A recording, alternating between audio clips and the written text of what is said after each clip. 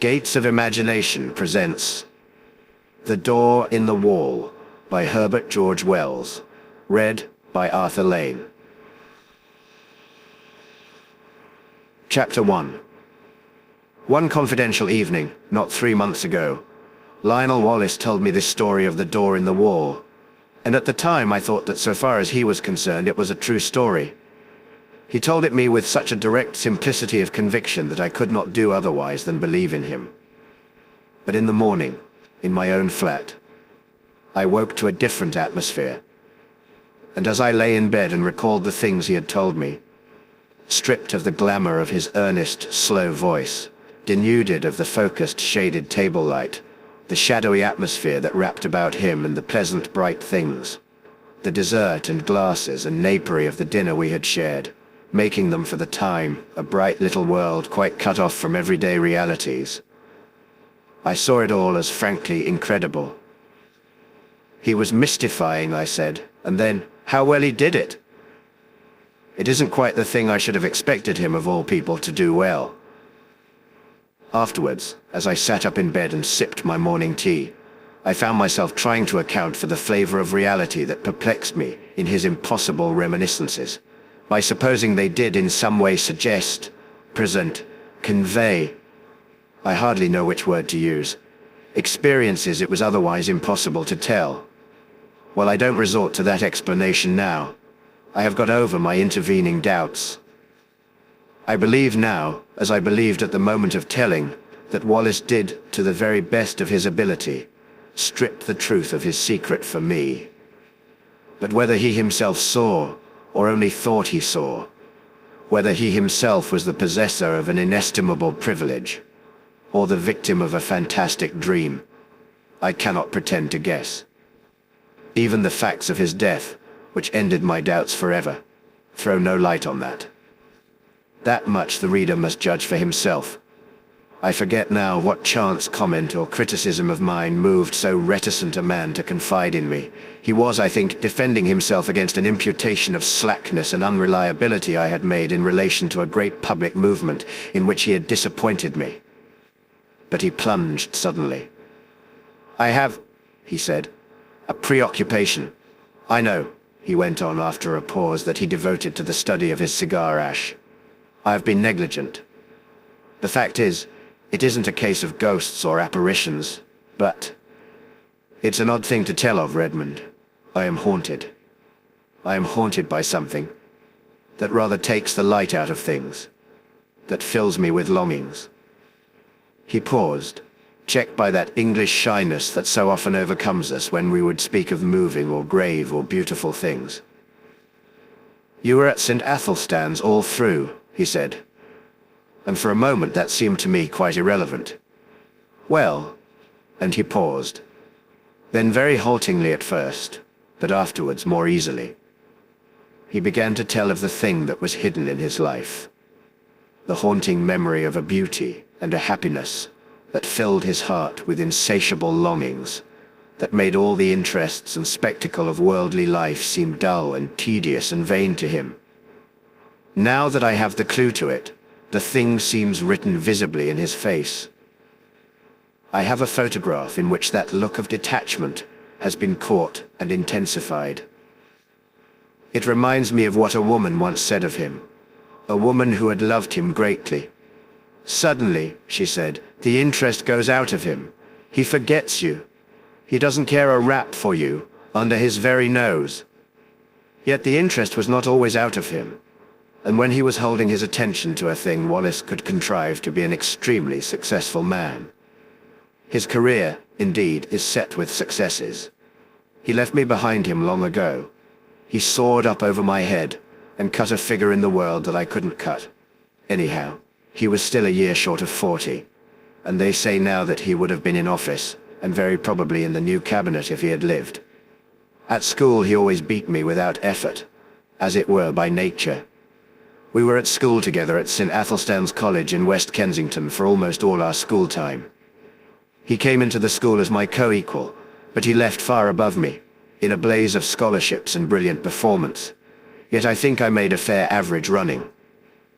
And it was at school I heard first of the door in the wall. that I was to hear of a second time only a month before his death. To him at least, the door in the wall was a real door leading through a real wall to immortal realities. Of that I'm now quite assured. And it came into his life early, when he was a little fellow between 5 and 6. I remember how, as he sat making his confession to me with a slow gravity, he reasoned and reckoned the date of it. There was, he said, a crimson Virginia creeper in it. All one bright uniform crimson, in a clear amber sunshine against a white wall. That came into the impression somehow, though I don't clearly remember how, and there were horse chestnut leaves upon the clean pavement outside the green door. They were blotched yellow and green, you know, not brown nor dirty, so that they must have been new fallen. I take it that means October. I look out for horse chestnut leaves every year, and I ought to know. If I'm right in that, I was about 5 years and 4 months old. He was, he said, rather a precocious little boy. He learned to talk at an abnormally early age, and he was so sane and old-fashioned, as people say, that he was permitted an amount of initiative that most children scarcely attain by 7 or 8. His mother died when he was born, and he was under the less vigilant and authoritative care of a nursery governess. His father was a stern, preoccupied lawyer who gave him little attention and expected great things of him. For all his brightness, he found life a little grey and dull, I think, and one day he wandered. He could not recall the particular neglect that enabled him to get away, nor the course he took among the West Kensington roads. All that had faded among the incurable blurs of memory, but the white wall and the green door stood out quite distinctly. As his memory of that remote childish experience ran, he did at the very first sight of that door experience a peculiar emotion, an attraction, a desire to get to the door and open it and walk in. And at the same time he had the clearest conviction that either it was unwise or it was wrong of him, he could not tell which, to yield to this attraction. He insisted upon it as a curious thing that he knew from the very beginning, unless memory has played him the queerest trick, that the door was unfastened, and that he could go in as he chose. I seemed to see the figure of that little boy, drawn and repelled, and it was very clear in his mind too, though why it should be so was never explained, that his father would be very angry if he went through that door.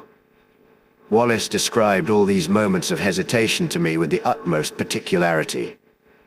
He went right past the door, and then, with his hands in his pockets and making an infantile attempt to whistle, strolled right along beyond the end of the wall. There he recalls a number of mean, dirty shops, and particularly that of a plumber and decorator, with a dusty disorder of earthenware pipes, sheet-lead ball taps, pattern books of wallpaper, and tins of enamel. He stood pretending to examine these things, and coveting, passionately desiring the green door. Then he said he had a gust of emotion. He made a run for it. Lest hesitation should grip him again, he went plump with outstretched hand through the green door and let it slam behind him. And so, in a trice, he came into the garden that has haunted all his life. It was very difficult for Wallace to give me his full sense of that garden into which he came. There was something in the very air of it that exhilarated, that gave one a sense of lightness and good happening and well-being. There was something in the sight of it that made all its color clean and perfect and subtly luminous. In the instant of coming into it, one was exquisitely glad, as only in rare moments, and when one is young and joyful, one can be glad in this world. And everything was beautiful there, Wallace mused, before he went on telling me. You see, he said, with the doubtful inflection of a man who pauses at incredible things. There were 2 great panthers there. Yes, spotted panthers. And I was not afraid. There was a long wide path with marble-edged flower borders on either side, and these 2 huge velvety beasts were playing there with a ball. One looked up and came towards me, a little curious as it seemed. It came right up to me, rubbed its soft round ear very gently against the small hand I held out and purred. It was, I tell you, an enchanted garden. I know. And the size? Oh, it stretched far and wide, this way and that. I believe there were hills far away. Heaven knows where West Kensington had suddenly got to. And somehow, it was just like coming home. You know, in the very moment the door swung to behind me, I forgot the road with its fallen chestnut leaves, its cabs and tradesmen's carts. I forgot the sort of gravitational pull back to the discipline and obedience of home. I forgot all hesitations and fear, forgot discretion, forgot all the intimate realities of this life. I became, in a moment, a very glad and wonder-happy little boy in another world. It was a world with a different quality, a warmer, more penetrating and mellower light, with a faint, clear gladness in its air, and wisps of sun-touched cloud in the blueness of its sky.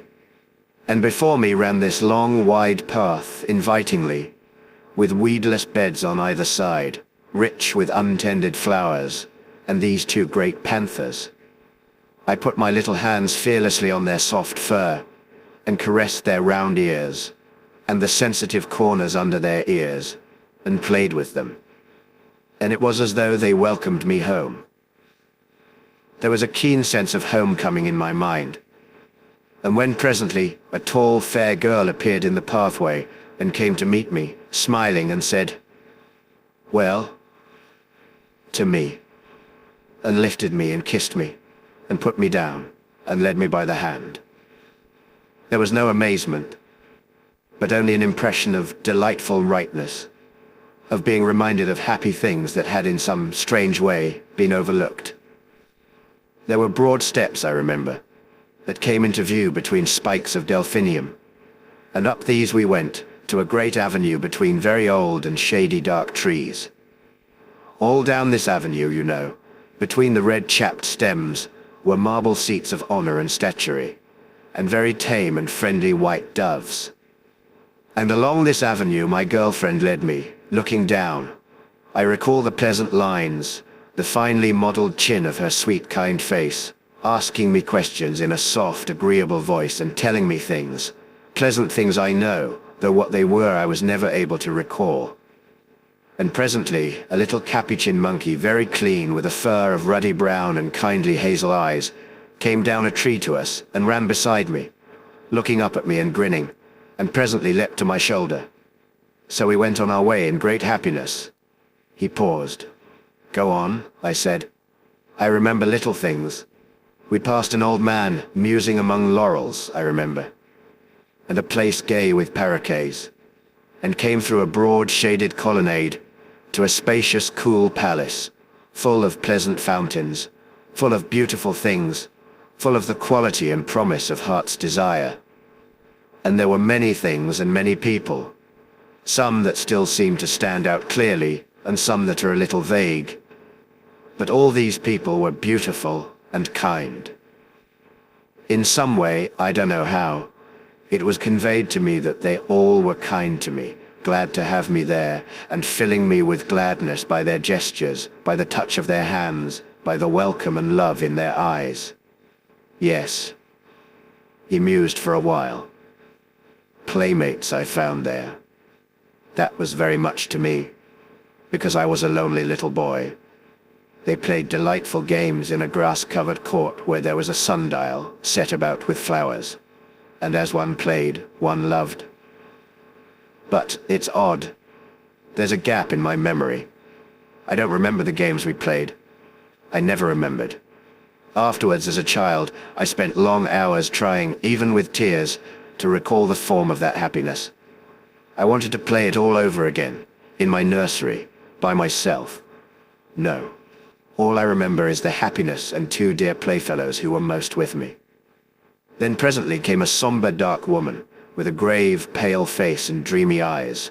A somber woman wearing a soft, long robe of pale purple, who carried a book and beckoned and took me aside with her into a gallery above a hall, though my playmates were loath to have me go, and ceased their game, and stood watching as I was carried away. "Come back to us," they cried. "Come back to us soon." I looked up at her face, But she heeded them not at all. Her face was very gentle and grave. She took me to a seat in the gallery, and I stood beside her, ready to look at her book as she opened it upon her knee. The pages fell open.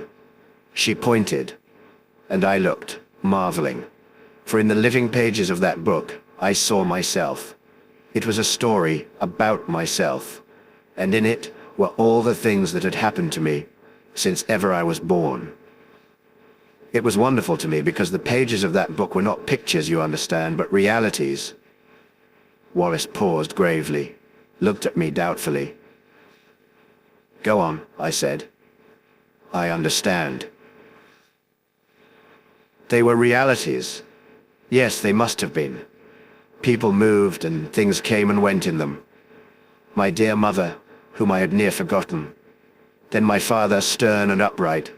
The servants, the nursery, all the familiar things of home. Then the front door and the busy streets, with traffic to and fro.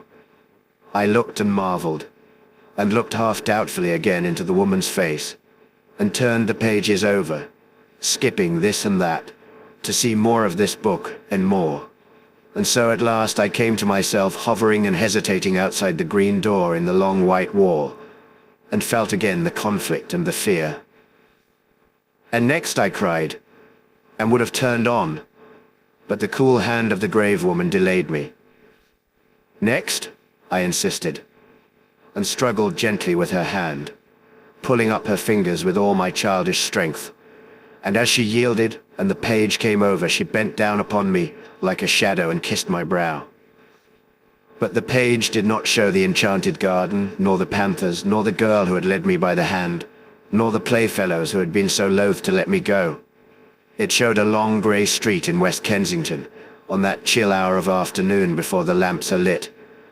And I was there, a wretched little figure, weeping aloud, for all that I could do to restrain myself. And I was weeping because I could not return to my dear playfellows who had called after me, "Come back to us. Come back to us soon." I was there. This was no page in a book, but harsh reality. That enchanted place and the restraining hand of the grave mother, at whose knee I stood, had gone. Whither have they gone? He halted again and remained for a time staring into the fire. "Oh, the wretchedness of that return," he murmured. "Well," I said after a minute or so, "poor little wretch I was, brought back to this grey world again." As I realized the fullness of what had happened to me, I gave way to quite ungovernable grief. And the shame and humiliation of that public weeping and my disgraceful homecoming remain with me still. I see again the benevolent-looking old gentleman in gold spectacles who stopped and spoke to me, prodding me first with his umbrella. "Poor little chap," said he. "And are you lost then?" And me, a London boy of 5 and more. And he must needs bring in a kindly young policeman and make a crowd of me, and so march me home. Sobbing, conspicuous and frightened, I came from the enchanted garden to the steps of my father's house. That is as well as I can remember my vision of that garden, the garden that haunts me still. Of course, I can convey nothing of that indescribable quality of translucent unreality, that difference from the common things of experience that hung about it all, but that is what happened. If it was a dream, I'm sure it was a daytime and altogether extraordinary dream. Naturally there followed a terrible questioning by my aunt, my father, the nurse, the governess, everyone. I tried to tell them, and my father gave me my first thrashing for telling lies. When afterwards I tried to tell my aunt, she punished me again for my wicked persistence. Then, as I said, everyone was forbidden to listen to me, to hear a word about it. Even my fairy tale books were taken away from me for a time, because I was too imaginative. Eh? Yes, they did that. My father belonged to the old school, and my story was driven back upon myself. I whispered it to my pillow that was often damp and salt to my whispering lips with childish tears. And I added always to my official and less fervent prayers this one heartfelt request. Please God, I may dream of the garden. Oh, take me back to my garden.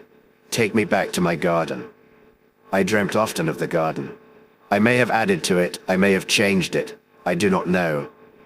All this, you understand, is an attempt to reconstruct from fragmentary memories a very early experience. Between that and the other consecutive memories of my boyhood, there is a gulf. A time came when it seemed impossible I should ever speak of that wonder glimpse again. I asked an obvious question. No, he said. I don't remember that I ever attempted to find my way back to the garden in those early years. This seems odd to me now, but I think that very probably a closer watch was kept on my movements after this misadventure to prevent my going astray. No, it wasn't until you knew me that I tried for the garden again. And I believe there was a period, incredible as it seems now, when I forgot the garden altogether. When I was about 8 or 9 it may have been. Do you remember me as a kid at St. Athelstan's? Rather. I didn't show any signs, did I, in those days, of having a secret dream? Chapter 2. He looked up with a sudden smile. Did you ever play Northwest Passage with me? No, of course you didn't come my way. It was the sort of game, he went on, that every imaginative child plays all day. The idea was the discovery of a Northwest Passage to school. The way to school was plain enough.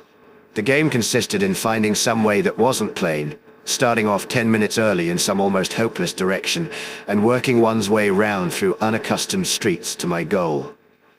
And one day I got entangled among some rather low-class streets on the other side of Campden Hill, and I began to think that for once the game would be against me, and that I should get to school late. I tried rather desperately a street that seemed a cul-de-sac, and found a passage at the end. I hurried through that with renewed hope.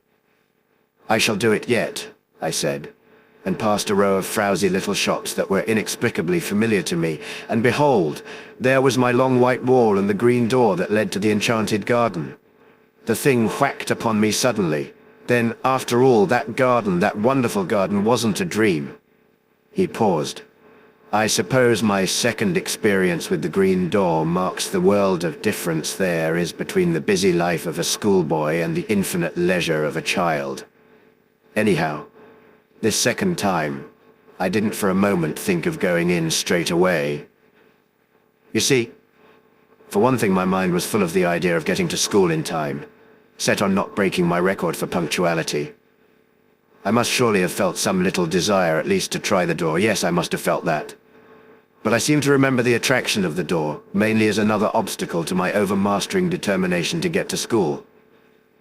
I was immediately interested by this discovery I'd made, of course. I went on with my mind full of it, but I went on. It didn't check me. I ran past, tugging out my watch, found I had 10 minutes still to spare, and then I was going downhill into familiar surroundings. I got to school, breathless, it is true, and wet with perspiration. But in time. I can remember hanging up my coat and hat, went right by it, and left it behind me. Odd, eh? He looked at me thoughtfully. Of course, I didn't know then that it wouldn't always be there.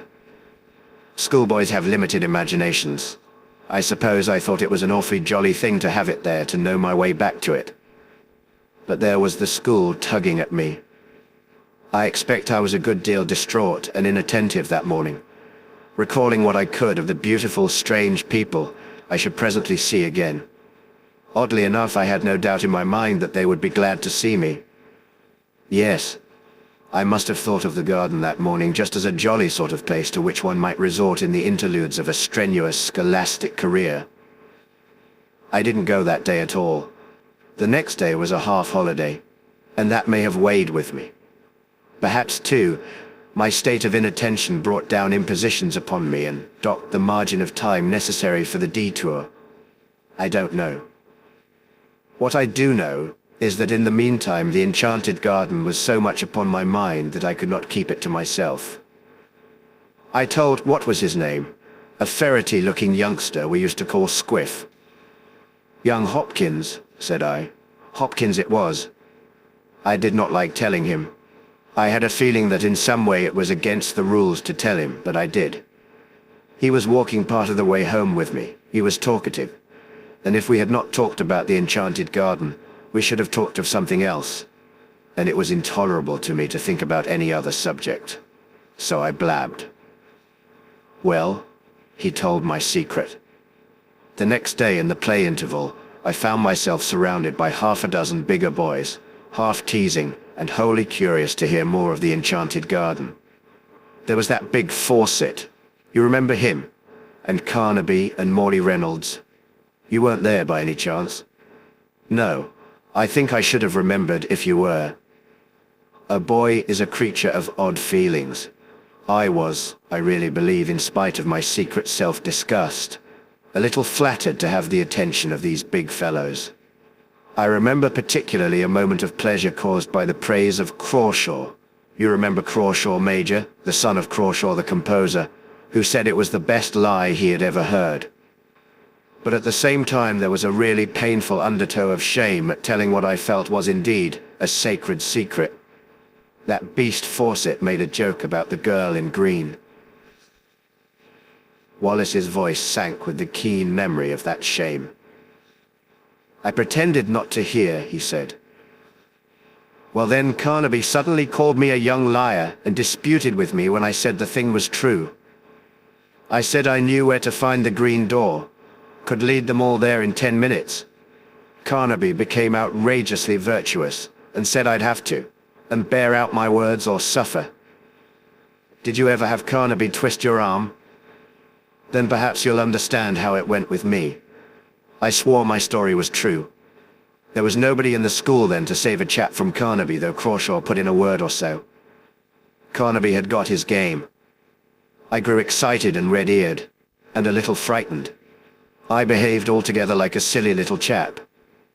And the outcome of it all was that instead of starting alone for my enchanted garden, I led the way presently, cheeks flushed, ears hot, eyes smarting, and my soul one burning misery and shame, for a party of 6 mocking, curious and threatening schoolfellows. We never found the white wall and the green door. You mean? I mean I couldn't find it. I would have found it if I could.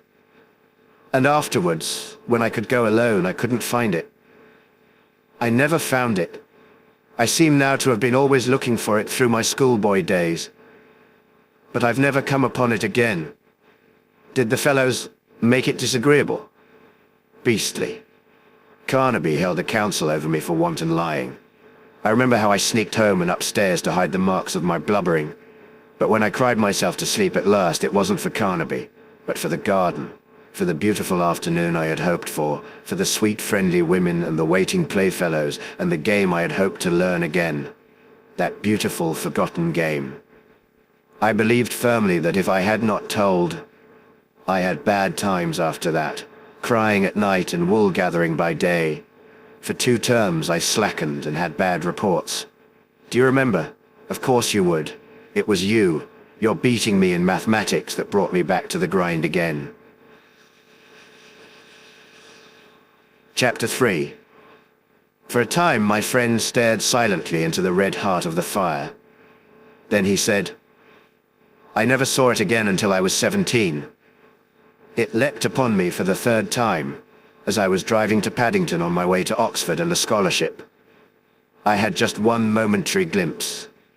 I was leaning over the apron of my hansom smoking a cigarette, and no doubt thinking myself no end of a man of the world, and suddenly there was the door, the wall, the dear sense of unforgettable and still attainable things.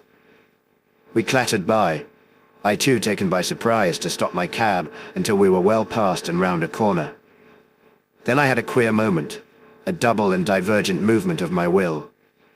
I tapped the little door in the roof of the cab, and brought my arm down to pull out my watch.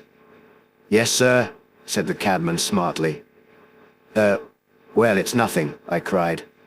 My mistake. We haven't much time. Go on. And he went on. I got my scholarship. And the night after I was told of that, I sat over my fire in my little upper room, my study in my father's house, with his praise, his rare praise, and his sound counsels ringing in my ears, and I smoked my favorite pipe, the formidable bulldog of adolescence, and thought of that door in the long white wall. If I had stopped, I thought, I should have missed my scholarship. I should have missed Oxford, muddled all the fine career before me. I begin to see things better. I fell musing deeply. But I did not doubt then this career of mine was a thing that merited sacrifice. Those dear friends and that clear atmosphere seemed very sweet to me, very fine, but remote.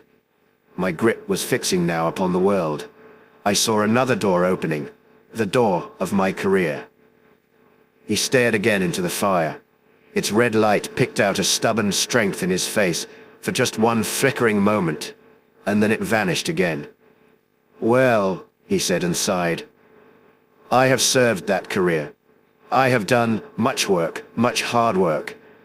But I have dreamt of the enchanted garden 1,000 dreams, and seen its door, or at least glimpsed its door, 4 times since then. Yes, 4 times. For a while this world was so bright and interesting, seemed so full of meaning and opportunity, that the half-effaced charm of the garden was by comparison gentle and remote. Who wants to pat panthers on the way to dinner with pretty women and distinguished men? I came down to London from Oxford, a man of bold promise that I have done something to redeem. Something. And yet there have been disappointments. Twice I have been in love. I will not dwell on that. But once, as I went to someone who, I knew, doubted whether I dared to come.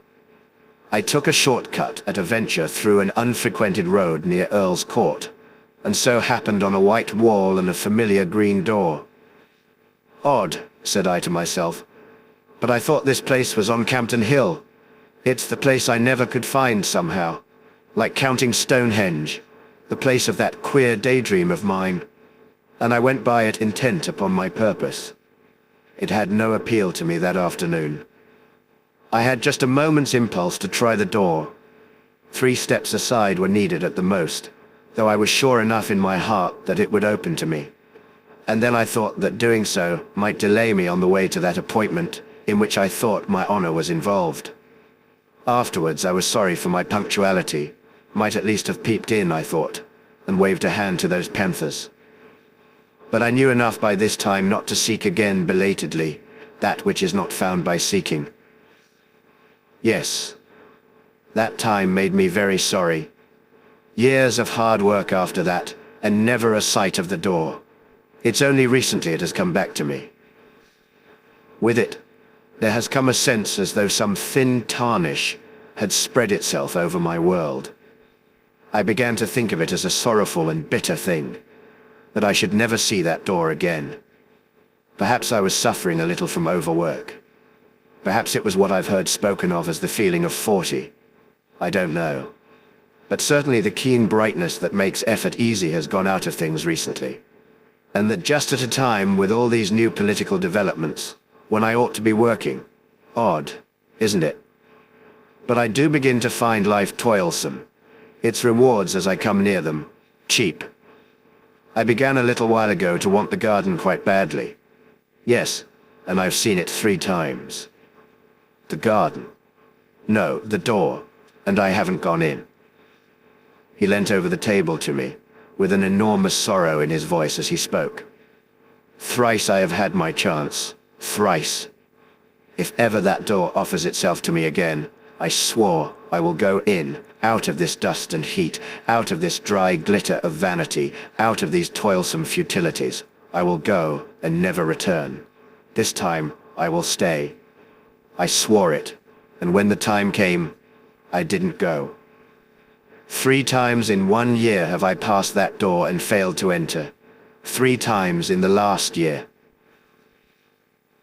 The first time was on the night of the Snatch Division, on the Tenants' Redemption Bill, on which the government was saved by a majority of 3, you remember? No one on our side, perhaps very few on the opposite side, expected the end that night. Then the debate collapsed like eggshells. I and Hotchkiss were dining with his cousin at Brentford. We were both unpaired, and we were called up by telephone and set off at once in his cousin's motor. We got in barely in time, and on the way we passed my wall and door, livid in the moonlight, blotched with hot yellow as the glare of our lamps lit it, but unmistakable. "My God!" cried I. "What?" said Hotchkiss. "Nothing," I answered, and the moment passed. "I've made a great sacrifice," I told the whip as I got in. "They all have," he said, and hurried by. I do not see how I could have done otherwise then, and the next occasion was as I rushed to my father's bedside to bid that stern old man farewell. Then, too, the claims of life were imperative. But the third time was different. It happened a week ago. It fills me with hot remorse to recall it. I was with Gurkha and Ralph's. It's no secret now, you know, that I've had my talk with Gurkha. We had been dining at Frobisher's, and the talk had become intimate between us. The question of my place in the reconstructed ministry lay always just over the boundary of the discussion. Yes, that's all settled. It needn't be talked about yet, but there's no reason to keep a secret from you. Yes, thanks. But let me tell you my story. Then, on that night, things were very much in the air. My position was a very delicate one. I was keenly anxious to get some definite word from Gurkha, but was hampered by Ralph's presence. I was using the best power of my brain to keep that light and careless talk not too obviously directed to the point that concerned me. I had to. Ralph's behavior since has more than justified my caution. Ralph's I knew would leave us beyond the Kensington High Street, and then I could surprise Gurkha by a sudden frankness. One has sometimes to resort to these little devices. And then it was that in the margin of my field of vision, I became aware once more of the white wall, the green door before us down the road. We passed it talking. I passed it. I can still see the shadow of Gurkha's marked profile, his opera hat tilted forward over his prominent nose, the many folds of his neck wrap going before my shadow, and Ralph's as we sauntered past. I passed within 20 inches of the door. If I say goodnight to them and go in, I asked myself, what will happen? And I was all a-tingle for that word with Gurkha. I could not answer that question in the tangle of my other problems. They will think me mad, I thought. And suppose I vanish now? Amazing disappearance of a prominent politician. That weighed with me. 1,000 inconceivably petty worldlinesses weighed with me in that crisis. Then he turned on me with a sorrowful smile, and speaking slowly, "Here I am," he said. "Here I am," he repeated, "and my chance has gone from me. 3 times in 1 year the door has been offered me. The door that goes into peace, into delight, into a beauty beyond dreaming. A kindness no man on earth can know. And I have rejected it, Redmond, and it has gone. How do you know? I know. I know. I am left now to work it out, to stick to the tasks that held me so strongly when my moments came. You say I have success. This vulgar, tawdry, irksome, envied thing, I have it." He had a walnut in his big hand. "If that was my success," he said, and crushed it, and held it out for me to see. "Let me tell you something, Redmond. This loss is destroying me. For 2 months, for 10 weeks nearly now, I have done no work at all, except the most necessary and urgent duties. My soul is full of inappeasable regrets. At nights, when it is less likely I shall be recognized, I go out. I wander.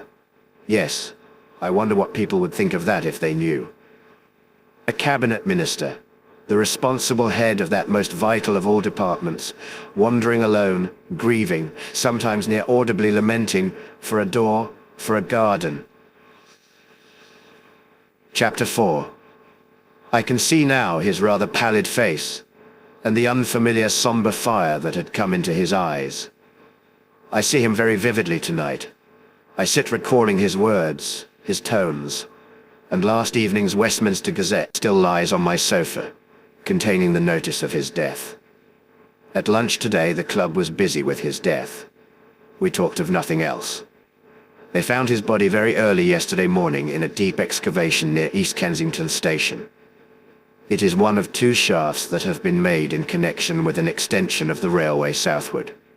It is protected from the intrusion of the public by a hoarding upon the high road, in which a small doorway has been cut for the convenience of some of the workmen who live in that direction. The doorway was left unfastened through a misunderstanding between two gangers, and through it he made his way. My mind is darkened with questions and riddles. It would seem he walked all the way from the house that night. He has frequently walked home during the past session. And so it is I figure his dark form coming along the late and empty streets, wrapped up, intent. And then did the pale electric lights near the station cheat the rough planking into a semblance of white? Did that fatal unfastened door awaken some memory? Was there after all ever any green door in the wall at all? I do not know. I have told his story as he told it to me. There are times when I believe that Wallace was no more than the victim of the coincidence between a rare but not unprecedented type of hallucination and a careless trap. But that indeed is not my profoundest belief.